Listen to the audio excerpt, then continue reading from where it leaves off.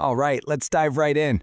Today we're taking a close look at the expert predictions from Goal for a huge day of football on September 18th, 2025. We're going to break down their calls from the Champions League all the way down and see if we can find the bigger story hiding in all those numbers. Because that's what this is all about, right?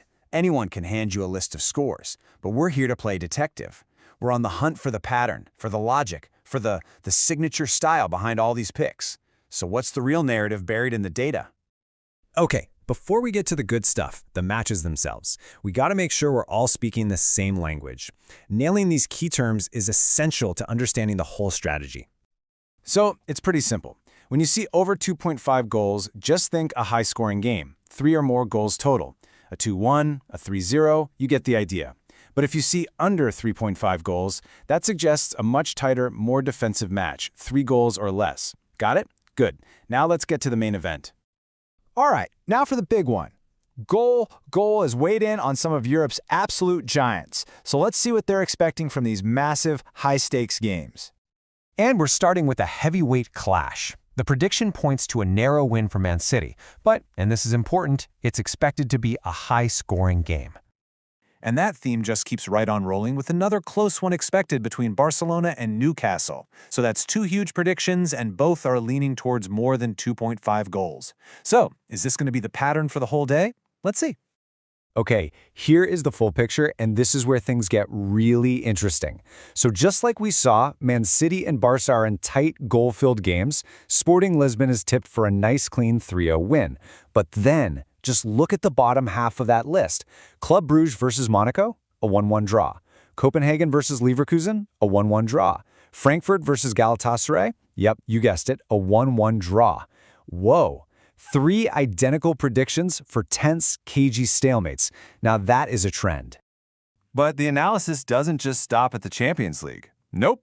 Goal also casts its net a little bit wider, giving us some insights from Bulgaria and Estonia that really help fill out the bigger picture. And here you can really see the breadth of their work.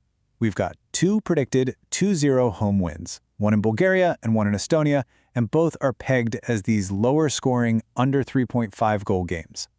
And then, just to mix things up, a really lively 2-2 draw is predicted in that Estonian derby. So even off the biggest stage, we're seeing this blend of solid wins and, well, sharing the points. Okay, we've looked at all 9 predictions. We've gone from the glitz of the Champions League to the Estonian Esiliiga. So now it's time to put it all together. What is the grand takeaway from today's game plan? What's the signature move? And this is exactly the right way to think about it. We're shifting gears now from just looking at single matches to looking at frequency, at trends. By counting things up, we can start to see the overarching philosophy, whether it's on purpose or not, behind today's picks. 4. That's the number. Out of 9 matches we've looked at today, a whopping 4 of them are predicted to end in a draw. I mean, think about that. That's almost half, a staggering 44%.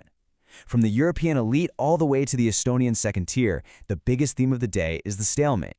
And this chart just puts it all in perfect perspective. I mean, look at that thing.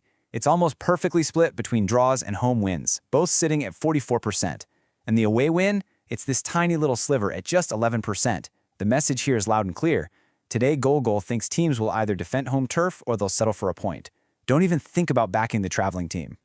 So, what about the goals? Are we in for a thrill ride? Well, this bar chart shows it's a really tight race. You've got 4 games tipped to be over 2.5, so that's some decent action. But you've got 5 games tipped to be under 3.5, meaning a slight majority of matches are expected to be more cautious. So there's a small but definite lean towards lower-scoring games overall. So when you put it all together, a really clear picture starts to form. There's this huge focus on draws, an almost equal belief in home field advantage, and this general feeling that most games are going to be more cautious than chaotic. That pattern of 1-1 draws in the Champions League, yeah, that wasn't an accident. It was the main event. It kind of suggests a safety-first strategy, minimizing risk by backing the most common outcomes. Or, hey, maybe it's just a reflection of modern soccer. And that leaves us with the big question, doesn't it? Is this cautious, home-and-draw-heavy approach just a reaction to this specific set of games? Or have we just uncovered the core betting personality of Goal? Well, that's the thought I'm going to leave you with.